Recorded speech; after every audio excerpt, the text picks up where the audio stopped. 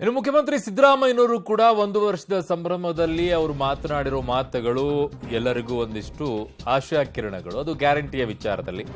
ಗ್ಯಾರಂಟಿಯ scheme ಎಲ್ಲೂ ಕೂಡ ನಿಲ್ಲಲ್ಲ, ನಾವು ನಿಲ್ಲಿಸೋದು ಇಲ್ಲ ಅಂತ ಹೇಳಿದ್ದಾರೆ. ಇವತ್ತು ಬೆಂಗಳೂರಿನ ಪ್ರೆಸ್ ಕ್ಲಬ್ನಲ್ಲಿ ಸಿಎಂ ಸಂವಾದದಲ್ಲಿ ಮಾತನಾಡಿದ್ದಾರೆ. ಸರ್ಕಾರ ಪಾಪರ್ ಅನ್ನೋದೆಲ್ಲ ಸುಳ್ಳು, ಮೀಸಲಾತಿ ಆರೋಪವೇ ಸುಳ್ಳು, ನೇಹಾ ಅಂಜಲಿ ಘಟನೆ ಆಗಬಾರದಾಗಿತ್ತು, ಪ್ರಜ್ವಲ್ ತಪ್ಪೇ ಮಾಡಿಲ್ವಾ ಅಂತ ಪ್ರಶ್ನೆಯನ್ನ ಎತ್ತಿದ್ದಾರೆ. 5 ಗ್ಯಾರಂಟಿಗಳನ್ನ ಸಂಪೂರ್ಣವಾಗಿ ಜಾರಿ ಮಾಡಿದ್ದೀವಿ.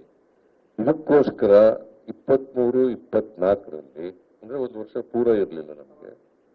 23-24ರಲ್ಲಿ 36,000 ಕೋಟಿ ರೂಪಾಯಿಗಳನ್ನ ಈ 5 ಗ್ಯಾರಂಟಿಗಳಿಗೆ ಖರ್ಚು ಮಾಡಿ. ನಮಗೆ ಬಿಜೆಪಿಯವರು ಟೀಕೆ ಮಾಡಿದ್ರು, ವಿರೋಧ ಪಕ್ಷದವರು. ಪ್ರಜಾಪ್ರಭುತ್ವದಲ್ಲಿ ಟೀಕೆ ಸಹಜ, ಆದರೆ ಆರೋಗ್ಯಕರ ಟೀಕೆಗಳನ್ನ ಮಾಡಬೇಕಲ್ಲ, ಮತ್ತೆ ಸತ್ಯಕ್ಕೆ ಹತ್ತಿರವಾದಂತ ಟೀಕೆಗಳನ್ನ ಮಾಡಬೇಕು. ನಾವು ಈಗ ಜಾರಿ ಮಾಡಿದ್ದೀವಿ, ಅಭಿವೃದ್ಧಿ ಕೆಲಸಗಳು ಕೂಡ ನಿಂತಿಲ್ಲ. ನಂಬರ್ 2, ಆಮೇಲೆ ಜಾರಿ ಕೊಟ್ಟ ಮೇಲೆ ಚುನಾವಣಾ ಸಂದರ್ಭದಲ್ಲಿ ಇನ್ನೊಂದು ಆರೋಪ ಮಾಡಿದ್ರು. ಅದೇನಪ್ಪ ಆರೋಪ ಅಂತಂದ್ರೆ, ಪಾರ್ಲಿಮೆಂಟ್ ಎಲೆಕ್ಷನ್ ವರೆಗೆ ಕೊಡ್ತಾರೆ, ಅವರು ಖಜಾನೆ ಖಾಲಿ ಆಗ್ಬಿಟ್ಟದೆ, ಯಡಿಯೂರಪ್ಪ ಪಾಪರ್ ಆಗ್ಬಿಟ್ಟದೆ. ಪಾಪರ್ ಆಗಿರೋ ಸರ್ಕಾರ ಇದೆಲ್ಲ ಖರ್ಚು ಮಾಡಕ್ಕಾಗ್ತಿತ್ತ? Can pauper government can spend so much money towards irrigation?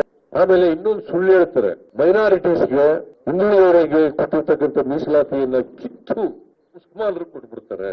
ಇದು ನರೇಂದ್ರ ಮೋದಿ ಅವರು ಹೇಳಿದ್ರು. ಏನಾದ್ರು ಸತ್ಯಕ್ಕೆ ಹತ್ರ ಆದದ್ದು ಹೇಳ್ಬೇಕಲ್ಲ. ಇದನ್ನ ಬಸವರಾಜ ಬೊಮ್ಮಾಯಿ ಅವರು ಒಕ್ಕಲಿಗರು ಮತ್ತು ಲಿಂಗಾಯತರು ಪ್ರತಿಭಟನೆ ಮಾಡಿದಾಗ, ನಮಗೆ ಮೀಸಲಾತಿ ಹೆಚ್ಚು ಮಾಡಬೇಕು ಅಂತ ಪ್ರತಿಭಟನೆ ಮಾಡಿದಾಗ, ಮುಸಲ್ಮಾನರು ಕೊಟ್ಟಿದ್ದಂತ 4% ಅನ್ನ ರದ್ದು ಮಾಡಿಬಿಟ್ಟು 2% ಒಕ್ಕಲಿಗರಿಗೆ, 2% ಲಿಂಗಾಯತರಿಗೆ ಮಾಡಿದ್ರು. ಈಗಾಗಲೇ ನೇಹಾ ಮರ್ಡರ್ ಕೇಸ್ನಲ್ಲಿ ನಾವು ಅಪರಾಧಿಯನ್ನ ಹಿಡಿದಿದ್ದೇವೆ, ಮತ್ತೆ ಸ್ಪೆಷಲ್ ಕೋರ್ಟ್ ಮಾಡಿದ್ದೇವೆ, ಸ್ಪೆಷಲ್ PP ಮಾಡಿದ್ದೇವೆ. ಸೊ ಅದಕ್ಕೆ ವಿಶೇಷವಾಗಿ ತಪ್ಪಿತಸ್ಥರಿಗೆ ಶಿಕ್ಷೆ